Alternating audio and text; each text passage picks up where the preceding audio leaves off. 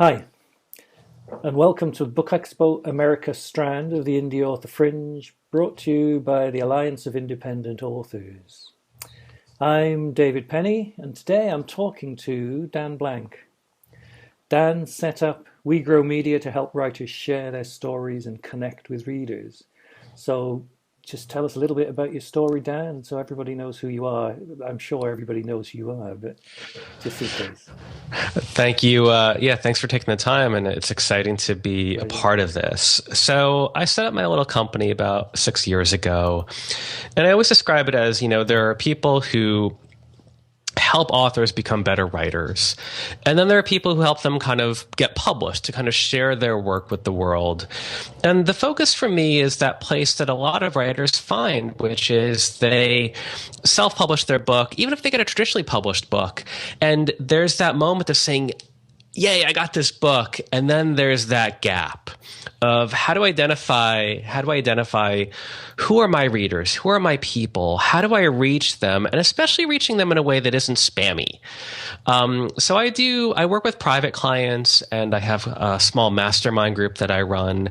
And for me, the entire process is about collaboration. It's about finding your people and of identifying how your stories and your message can connect with people in a way that is meaningful. Amazing, yeah. When you say your people, you're talking presumably about both readers and other writers there, Dan.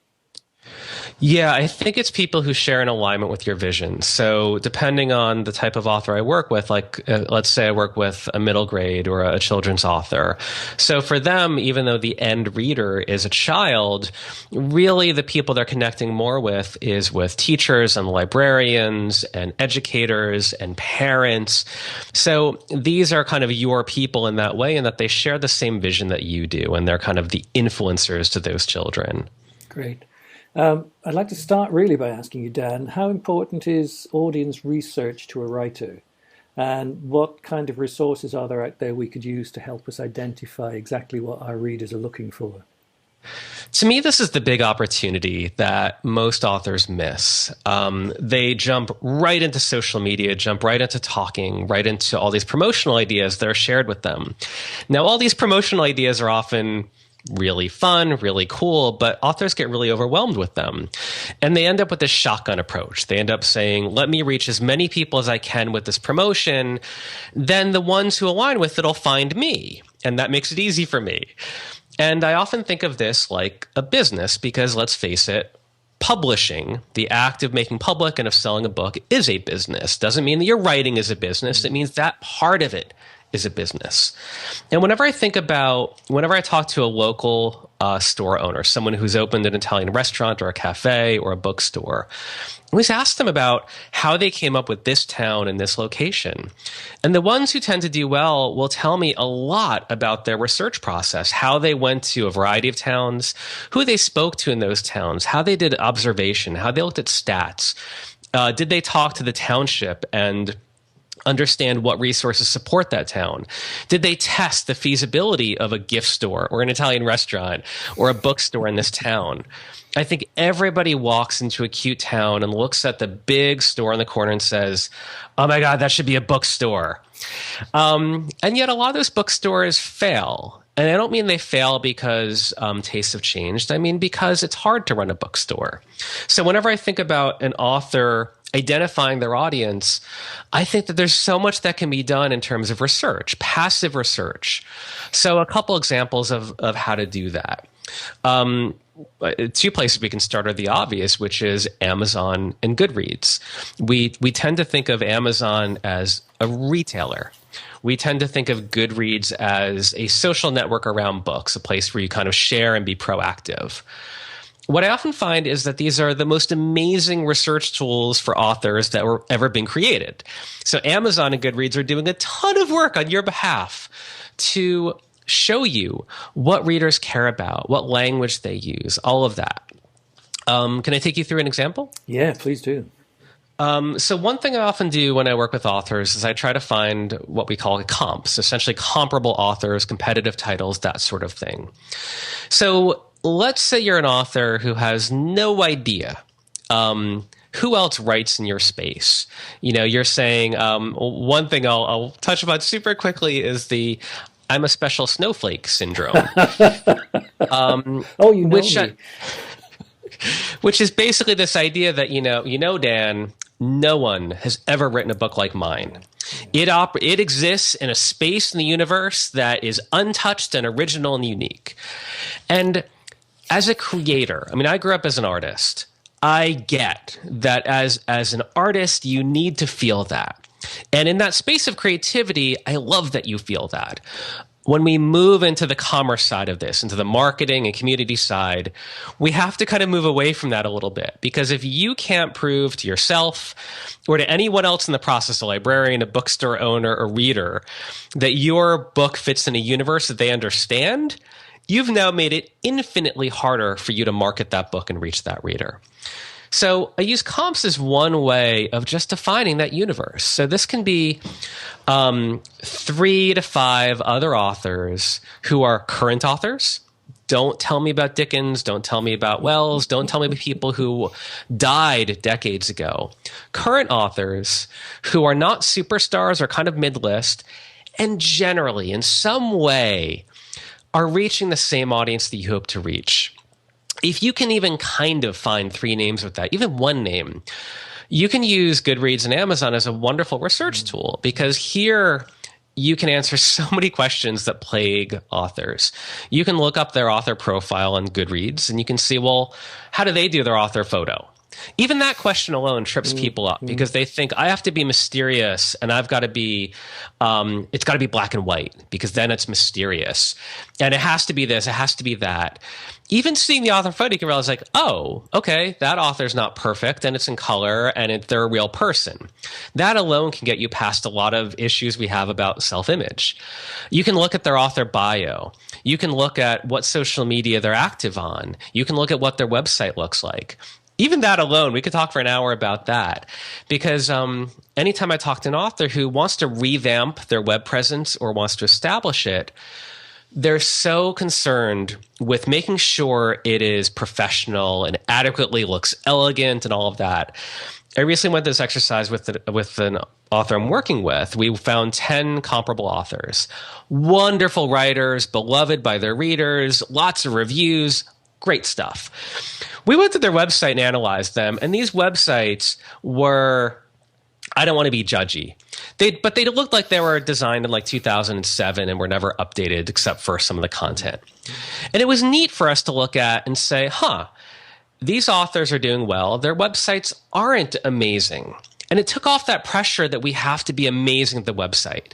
And I think that's something that trips a lot of authors up. Right away, they spend, I hired this web designer for $5,000. In 4.5 months, we're going to have this amazing website. Like, they get so sidetracked because the website now represents their identity. So even looking at comps for that can be helpful. But the real good stuff here is looking at the books on Goodreads and Amazon. And the thing I love most is looking at the reviews. Here you have actual pictures, on Goodreads anyway, of people who love authors who you think you're like. Amazon is amazing. They have this wonderful little search field on the reviews. I'm always in this search field because you get to think about, well, gee, like, what words do actual readers use to describe what drew them into that book? What didn't they like about that book? So I spend a lot of time reading reviews. And what I look for are phrases or words that come up again and again. And I write them down. I write up the good, the bad. I write down my assumptions for what words or phrases I think are going to come up. Then that magical little search field gives me data. I can put these in and it'll tell me out of, 300 reviews, this term came up, 80 times. I've created spreadsheets where I start doing like data. Well, I'll say, this term came up 20% of the time, whereas this term only came up 2% of the time. So we can use that proactively when we think about doing messaging. How do we describe our books? How do we describe the genre? That's another thing that trips people up. All of this just starts answering questions. It gives us kind of a good enough answer to begin with. Because a lot of authors I talk to, even identifying their genre or their topic, it just plagues them. They don't want to be pigeonholed. I totally get that. I believe in that. But a bookseller or an online retailer or a librarian needs to pigeonhole you in order to put you somewhere on their shelf. So identifying these comps, looking at Goodreads or Amazon, doing some reader research there, it at least gives you that kind of starting point. You know, I looked at these 10 authors. Gee, all of them were in these categories. All of them that use these words in their book description, and their readers kept using these phrases again and again and again. And the next thing is, gee, maybe when I'm creating kind of my bio, my descriptions, my social media platform, my website, I should consider the value of these words and these terms. So that's just like a little example of how you can start reader research, but also kind of how it applies on a practical level. Well, there's a lot in there, a lot in that session. That's amazing. I want to just go back to something you said at the beginning about walking into a town and looking at all of the outlets for the books. We had an ALLi member recently, a couple of weeks ago, who was invited by her local bank, of which she's not even deposits her money in, to come and sell books. And she said she sold something like 19 or 29 copies of her books just by sitting at a table in the bank lobby. And it was her best ever sales day ever at an event.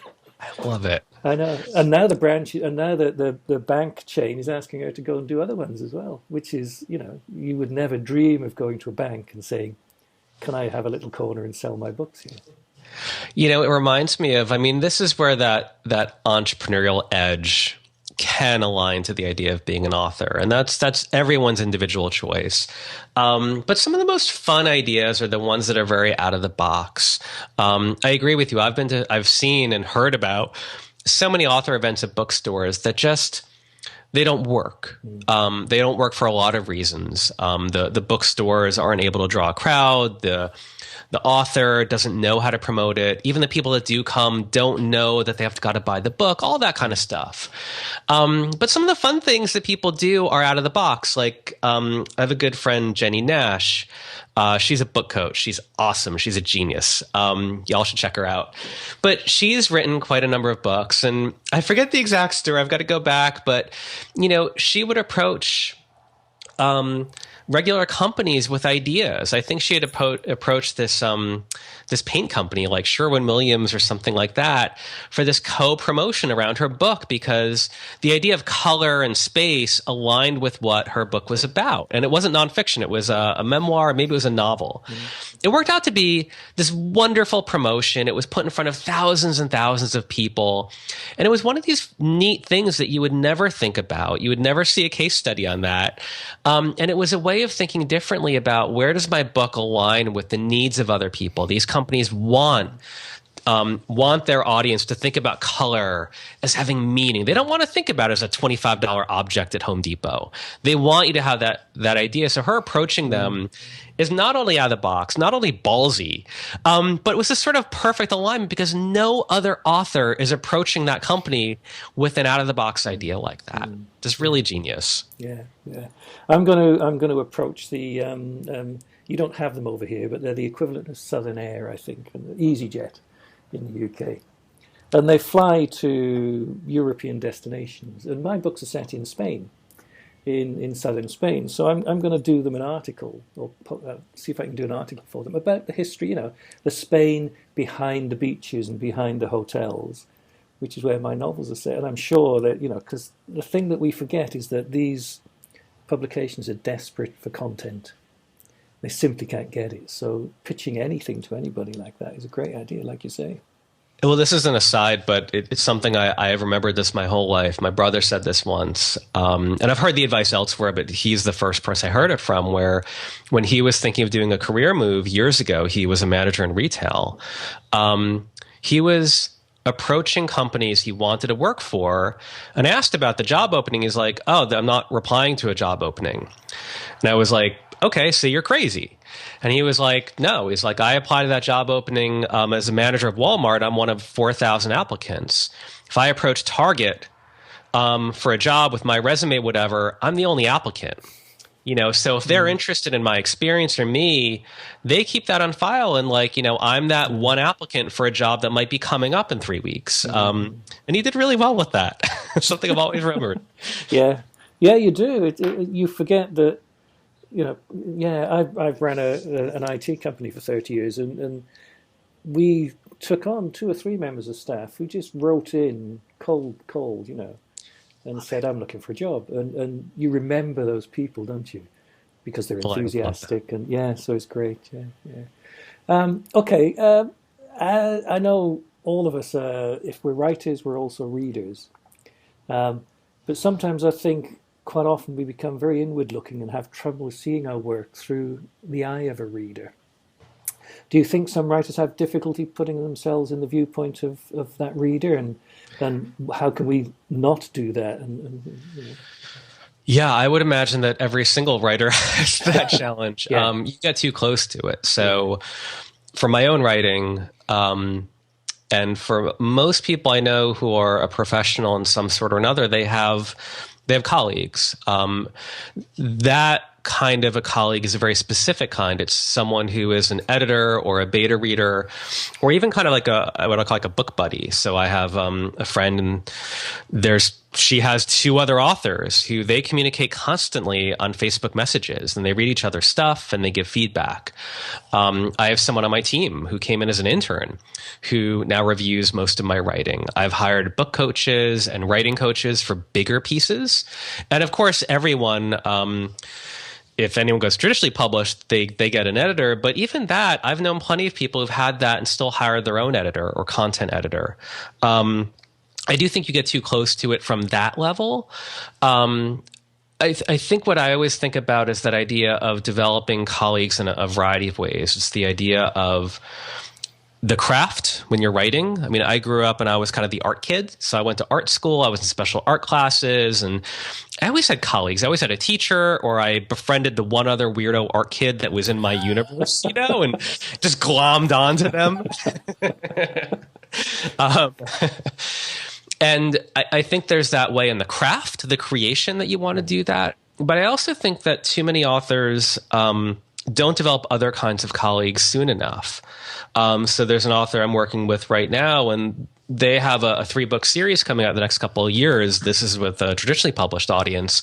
But their first launch is not for a year away. And what we are obsessing about right now is the universe that her books are going to come out into, and who is influential in that universe. Librarians and booksellers and bloggers and readers and everyone else. The kind of people that it's not just who's going to promote your stuff then and let's spam them now. Like, it's not that. It's the idea of this is all she does. Like, this is her life. This is her passion.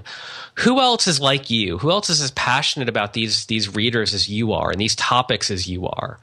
Because you're going to need those relationships. You're going to want those relationships. And one thing I find very often is that we wait too long to forge those relationships. We wait until we are our best versions of ourselves. Like, the book is about to come out. We've gotten our hair done. We've lost the weight. We've got the new website. The book cover is revealed. And then we say we'll go out to the world because look how shiny we are. The problem is that at that point, the only thing you can do is spam someone because you need them in that moment. I was saying this to a writing conference I spoke at recently, which is, and I think it applies here, look around right now. Because what you should walk away from this conference with is not a stack of slide decks that are filled with tons of advice. You should walk out of here with 10 names of other authors, other people who are here you can follow up with in a week and in a month and a year, because those colleagues are going to stay with you your whole life. So I think of it in terms of people who are helping you create. In terms of readers, which I think was your actual question, you want to reach out to readers. I'm a huge proponent of reaching out to those other authors. So in the example I gave before about finding comps, you should reach out to these authors. You should say nice things to them that are meaningful, real things that you think. And you should ask them questions. You should ask them for their advice. One of the best things I've ever done is interview people. Actually, things like this, where I would interview people for a blog or for a podcast. And interviewing is amazing because you have carte blanche to ask them anything. even things that you're scared to ask. Like, can I just ask you, like, how did you find time for writing while raising like 2 kids? Because I'm like struggling. Or like, gee, do you ever get depressed? Like, these are things that all writers think about, obsess about, and struggle with. Yet we don't talk about. We talk about all the apps and all the tips and all the follow buttons. When the biggest challenge for a lot of them is that they have no colleagues, they have no relationships, and then they struggle with this private stuff like mental health. And we don't talk about that as much as we should. And I find that building real colleagues with actual human beings, it allows you to address them in ways that are proactive. And you would never just post on Facebook blindly, "Hi, everyone, I'm feeling depressed. What should I do?" But if you have a series of colleagues, you can ask them that. Or you'll find that they brought it up and you'll be like, "Really? Oh, can we talk about that?" And I think that is everything. And I think it makes you feel like a professional. And that feeling can help you through those hard times when you feel like, this just isn't working out. Yeah, indeed. It was a revelation to me. About 4 years ago, I went to my first conference, not a writers' conference, a conference of where writers appear and it's readers that go. Yeah. I think you have one over at West Coast Crime, I think, is one of them that we inherited over here and is now known as Bristol Crime Fest, same format. And like you say, writing is a very lonely profession to some extent. And and you talk to your friends and your family, your normal social circle, and they say, "What are you doing?" And you say, "Oh, I'm writing a new book." And they say, "Oh yeah," and they're gone. And I went to this conference and there was like 300 people there, 400 people. And I walked in and very shy, being an introvert, and got talking to somebody and they said, "What do you do?" And I said, "Oh, I'm a writer." And they said, "Oh, really? What do you write?" "Yes, and who's the characters?" And so on. And it's the same at all of these things. You meet people who are enthusiastic about what you do. And that's fantastic for the psychological well-being. I'm not wasting my time. Yeah, and I can talk all day about this, and I won't. But one other point I want to make, and I find this is there are many authors who are totally blessed and lucky to have supportive family and friends. There are a huge segment, I would almost say the majority of writers, where their identity as a writer exists as the 12th identity people put on them, because even their spouse and their family and their friends and their colleagues at work and their brothers and sisters and parents view them in other ways. They've defined you years ago. So they see you as a spouse, a sister, a brother, a parent. They remember you from all the other activities. They not only might not recognize you as a writer, they might be threatened by it. They might not get it. They might kind of remind you of your other failures in that. I've talked to so many writers where they need colleagues, they need other writers or readers or relationships because they don't get the kind of support that they need at home. They might not even be recognized. They might be diminished because of this. And I think that can have a huge effect on the viability of one's career if they don't feel that kind of support. I get that comments like that all the time through the user groups and so on. I think there's a number of professions, artists, musicians, and writers, and all three of those are, first and foremost, that's what they are, and everything else is subsidiary to that. Right. Even when you come, I started as a writer. I was 23 when I was first published, and then at 29 I stopped completely and didn't come back to it for 35 years. But I never stopped being a writer, which is why I came back to it. And I think all writers are the same, aren't they? Yes. Yeah. Okay, we'll move on a little bit and try to get a little bit less esoteric, but we might come back to it. Do you know a guy called Matt Haig? I don't think I do. No, he's an English guy, and he's written a book on anxiety and depression. And he's a writer. He's a really, really good children's writer and adult writer. But his book was #1 in the Sunday Times bestseller list for about 6 weeks. And it was interesting that it's obviously not writers just reading that, but other people. And he's a really nice guy. I'll look it up. I love it. Yeah, Matt Haig, his name is. And he spent 6 months in the States and 6 months in the UK. Okay. So I hate him for that. Okay, a couple of days ago, I was doing a recording with Mark Coker of Smashwords, and he was talking about doing book pre-orders, and I've just done a pre-order, but I think I did 6 or 8 weeks or something, and he was saying if you get the chance, do a year, or do the longest period, because what he said is that by saying this book is going to be out 2017 in May, you are giving your commitment as a writer to the readers that that series or that next book is going to appear, and that they can trust you to deliver on that. And I thought that was just a fantastic concept. That what do you think about pre-orders and timescales and? So I've had this thing for a while, this idea of the year-long book launch. I tend to find that writers they compress the book launch, and this comes from traditional publishing, into this tiny window. The problem is that window, that kind of 4 weeks to 3 months before your book comes out, you're basically a basket case. Like your hopes and dreams are all in this one period. A lot of the promotion comes out then. And I feel that you need an iterative process. You need to learn, how can I talk about this book in a way that engages people? How can I build early fans, almost like a street team, ahead of time? When you think of it as a year ahead of time, you're able to go through more iterations of how do I describe this book? You're able to get people on board one at a time. And like you said, you're kind of putting them on a journey. They become supporters of you. It's not just that I've set a goal and I'm attaining it. They get to feel that they're a part of launching this into the world. So one story I was able to share a couple of years ago, worked with a lot of authors, but with one of them, her name was Miranda Beverly Whittemore, and she's a novelist, and she was being published traditionally. I'm going to put that up front right away. But she'd taken a class of mine, and we were talking a year before her book came out about working together. And at the time we made the deal, everything is public.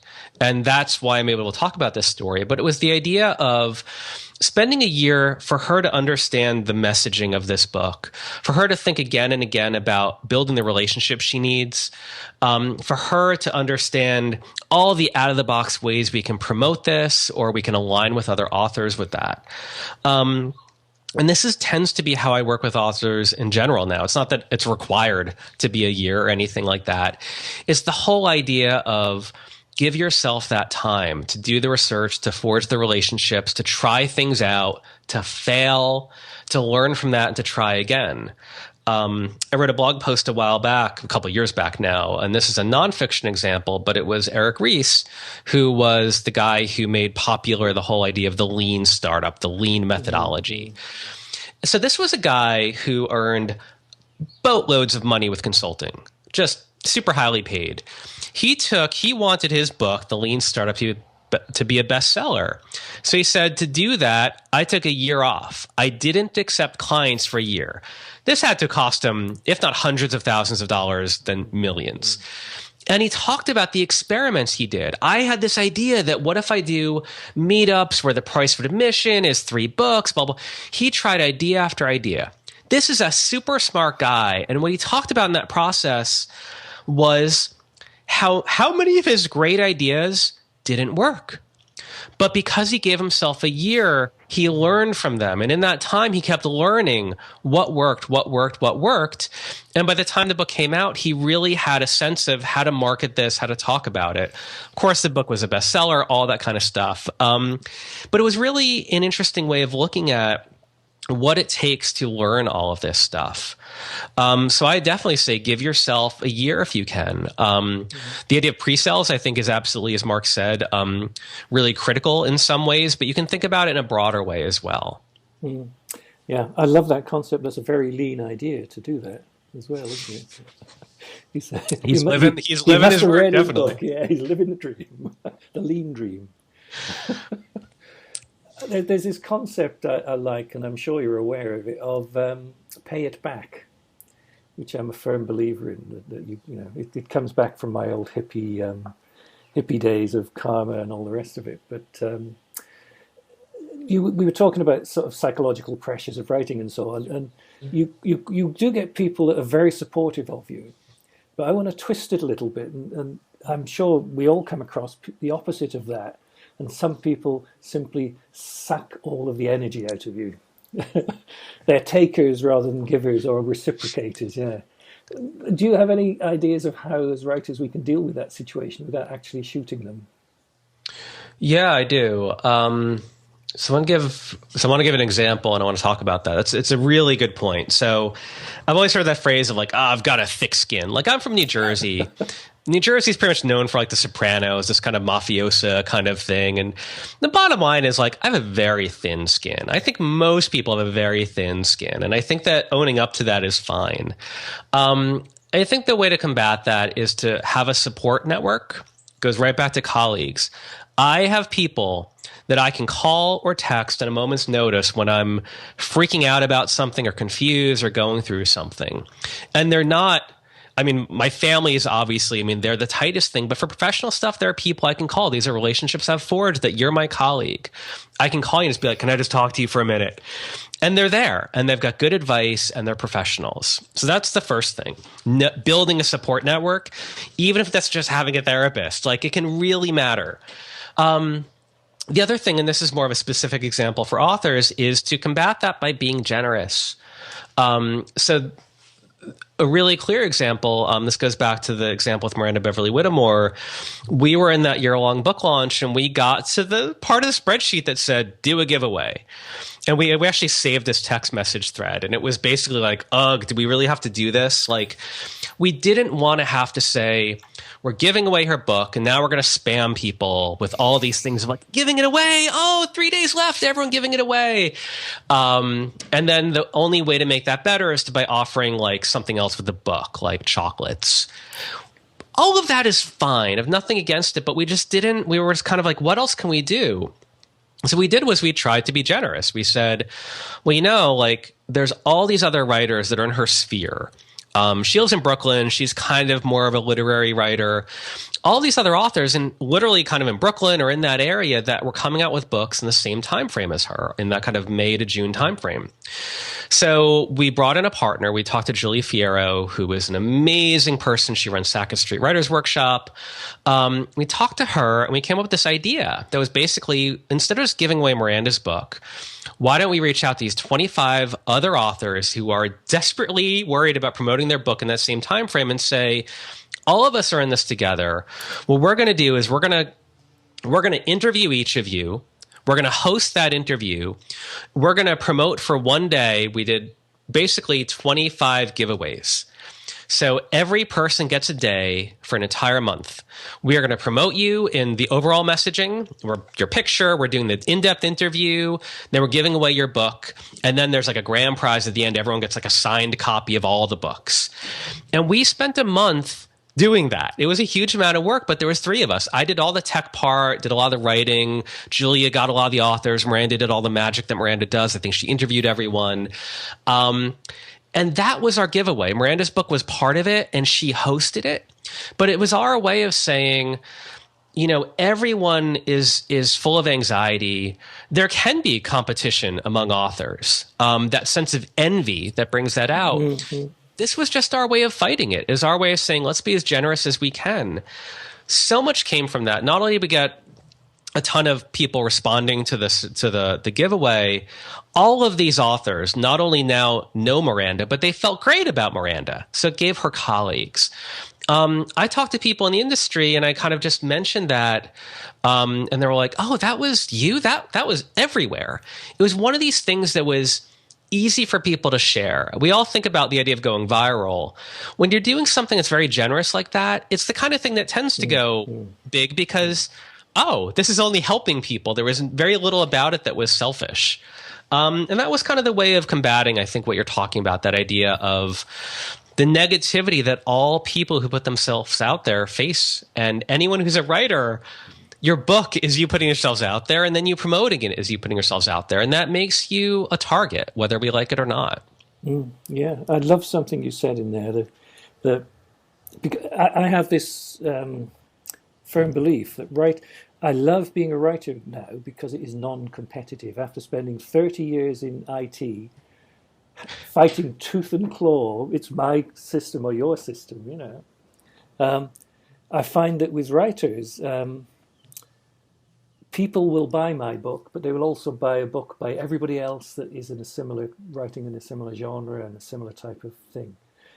Readers are hungry for content. And I know as a reader, I cannot get enough of the type of books that I really love to read. So if 60 people out there are writing them, brilliant, great. But and then I firmly believe that. But then you said something, and I thought, yeah, that's very, very true. There is a sense of envy. There's always somebody else doing better than you, and you think, damn, why am I not doing that well? Very good, very good. Right, so move on to something a bit more practical. I'm terrible. I'm really lazy when it comes to writing newsletters. In fact, I'm so lazy, I don't think I've ever written one. Even though I have a sign-up list, but then I've only got 14 people on it anyway. But so tell me why I need to roll up my sleeves, I need to produce a newsletter, and I need to get 1,400 people on my list rather than the 14. So the thing about email is it's really effective in a certain moment that you need people to take an action. We all have, Twitter followers, Facebook followers, and with each of those, they're kind of fire hoses that we can't even deal with. And if you desperately want someone to spread a message or to pre-order a book or to leave a review, they're not that effective. But an email list, people who are aware of you and know you and gave you permission to email them, it's super effective. It allows you to kind of reach people at the exact moment that you need them. That's part of it. Whenever you look at one thing I do, I have a separate email address just for newsletters. This allows me to look at, well, how do people use email newsletters without feeling like I'm getting spammed all the time in my main inbox? So I'll subscribe to not only a lot of authors, which I do, other creative fields. I look at what they do. How are artists doing it? How are crafters doing it? How are musicians doing it? I subscribe to a whole bunch of retailers like Pottery Barn and J. Crew. And when you look at these, you start learning something. When I'm getting 2 emails a day from J. Crew, they're not stupid. And I've heard this from businesses that do email. I've talked to one in particular I'm thinking of. They had a pretty bad reputation for just sending way too much email. And I talked to one of the head people there, and they're like, you know what? We get some flack for that. But every single time we send an email, our sales bump up. We get a big burst of sales after that email. And I think that's something that that's the part of demystifying the business of this. I have heard so often, people don't check email, people don't want to be spammed, all that stuff. There's no data. It's just this kind of thing that lets you off the hook. What I find is the email is very effective for the business side of it. I would also say it's really effective for the human side of it. I've sent out an email newsletter every single week since 2005.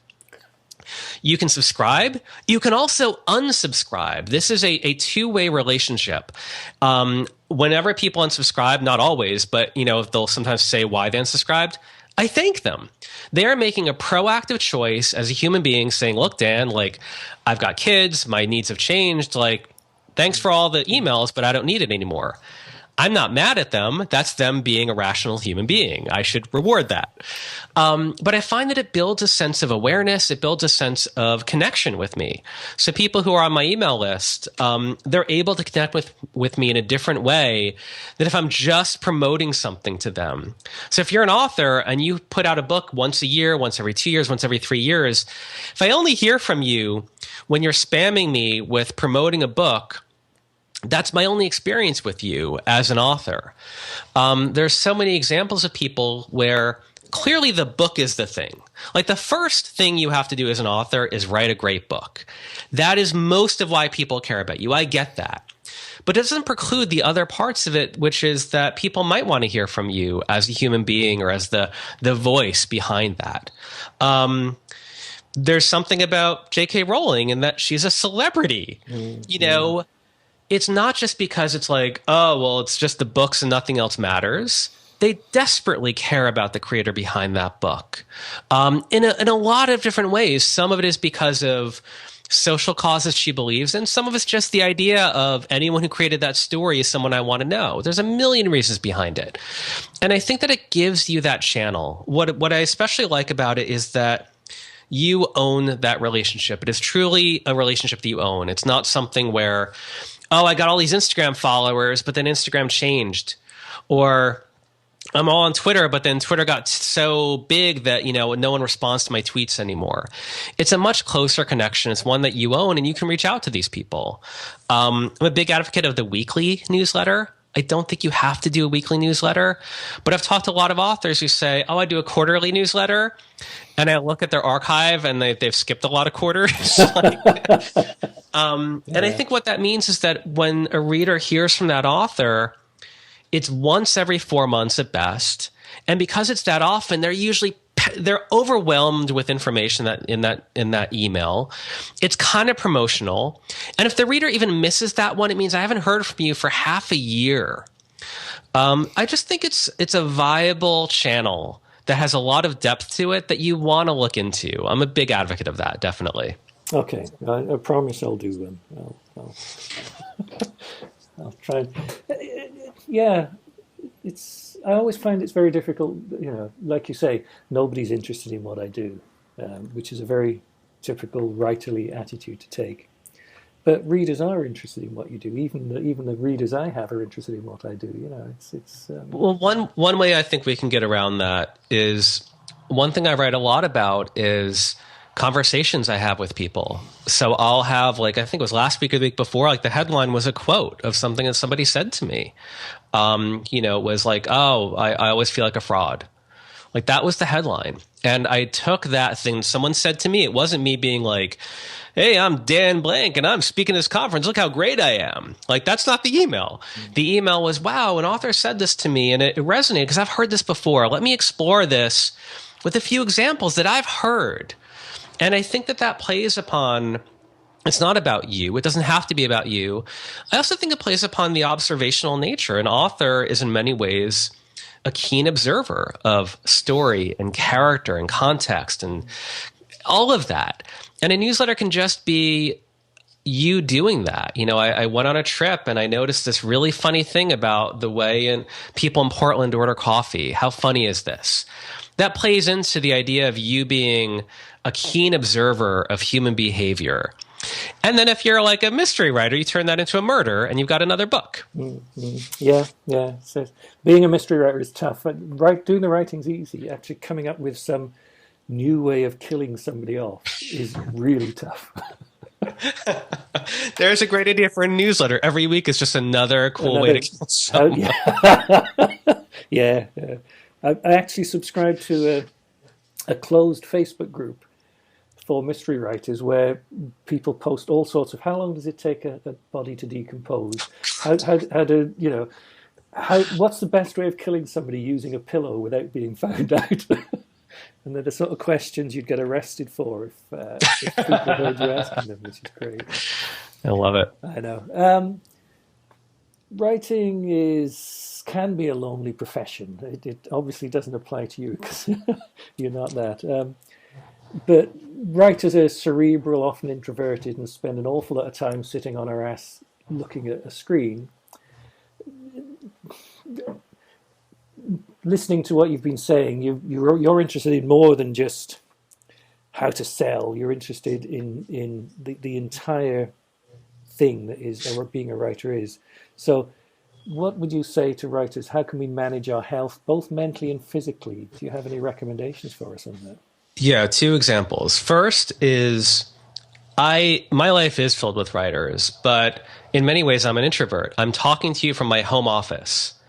So I'm in a house that's completely empty. So I'm essentially alone. And after this call, I'm alone. I'm not in an office. I didn't commute today. I actually make it a point to barely leave my town because I am an introvert in that way. I love being at home. I love being close to home. So much of my day, even though I'm filled with all the clients, all the things I manage in this is a segment. And after this moment of being an extrovert, I will have some kind of crash where I'll just want to be alone for a couple hours. And I've planned my day for that. Mm-hmm. So one, I think just because you are an introvert on some level, it's not an excuse to where you say, I can't do that. So for me, 99.9% of my interactions are virtual in some way. I almost never take in-person meetings with clients. I don't speak at all at conferences. I don't fly. I don't fly at all as a rule, period. Right. So for me, like the other week, I did a keynote at a writing conference via Skype. Mm-hmm. They asked me to fly out to Wisconsin to speak at the event. And I said, oh, the event looks lovely, but I don't fly. And I said, here's another idea. Maybe I can, do a Skype session. I've done that in the past. And they did it. And they thought it was great. And they thought it was a great example of exactly this, how you can be an introvert or have a crazy rule like that, but still connect with people anyway. The other thing I think about was, I'm 43. So in the 90s, I was an artist. I did all kinds of music and art and photography and poetry and writing. And I managed a cafe, and we were like kind of the arts center of the town that I lived in. That was really pre-internet as we know it now. The internet was still there. And I always think about, what did we do then to connect with other people, to kind of have that sense of mental health? We found a community. You mentioned that great Facebook group, that closed Facebook group that you're a part of. That's akin to going to that cafe once or twice a week. Mm-hmm. We knew people there. We'd show up to the open mic reading night. We knew the other people in town who were kind of artsy. I like the idea of thinking about, what would I have done in 1996 to feel like an artist, to get my work shown, or to have a colleague, or to do that. Because often I find, all the things we do today are just online equivalents of that. And it also reminds me of how much harder things were in the 90s. Like, how much more difficult it was to get someone to show up to a show or buy your book. I had like a fanzine back then. I was really into Britpops. I had a whole fanzine about that. And it kind of reminds me, how did we do that before the internet? It wasn't any easier than it is now. And it took effort then. And it should take a little bit of effort now. Just because it isn't easy, like that group, you had to join that group. You probably feel you've got to contribute to that group. You probably see names again and again. All of that is similar to showing up at that cafe once a week and getting to know people and doing that thing where you're like, I'm an introvert, but like, wow, I like that poem that they did. I'm going to go up to them and say something. Like, that was probably so hard for you to do back then, just as it's hard for you now to email an author. And you have that choice. You can never email anyone, never interact, or you can kind of take that risk, and only you can kind of figure out that balance that you're in. For me, I try not to leave town and I don't fly, but I haven't let that stop me from having a career with people that inspire me. Interesting. Yeah. I think there's a misconception that in the old days, it used to be better and easier. It's like, people say, oh yeah, you were published in 1973. That must have been wonderful because, the publishers took care of all of the marketing and everything else. And I say, no, they didn't. They did nothing for me at all. So, sad. It is sad, yeah. I mean, these days we have so many means of contacting people that, we probably do live in the best of times to be indie authors or traditional authors. I think so. Yeah, I think so. I could just sit and chat to you for the rest of the evening, actually. It's been great. But I think we're going to have to wind up. I don't know if you've got any closing message you want to give us, Dan?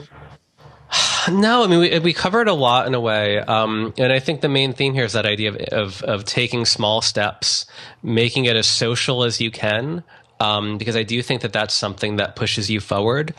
And I also think there's a big theme of like letting yourself off the hook. I think there's a lot of pressure put on writers nowadays.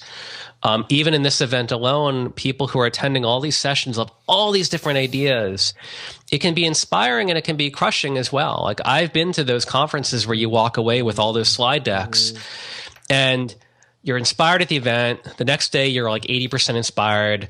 And then there's like a fall off point and you never get back to those decks. And I always like the idea of pulling out one or two things, putting it on your calendar to do it. And that means you're dismissing 90% of what you've learned to say, let me just do one thing, and then try to make that social. Like build a colleague or reach back out to one of the speakers saying, hey, Mark, or hey, Dan, I saw you a month ago. You had this idea. Why don't you know I did that, and this was the result I had. Like guaranteed that I or Mark or any other speaker is going to kind of reply back to you. And that if you send us an email 6 months later, we'll reply back again. We might remember you. And that's how it's done. That's how we built relationships through all of human history. And it's no different today. It is, yeah. Yeah, it's fascinating stuff. Okay, Dan, Wang, thank you very much indeed. It's been an absolute pleasure. I've enjoyed it. I hope everybody watching it enjoys it at least 10% as much as I've enjoyed doing it. So thank you for having me and for the great conversation. Thanks. Great now. Bye.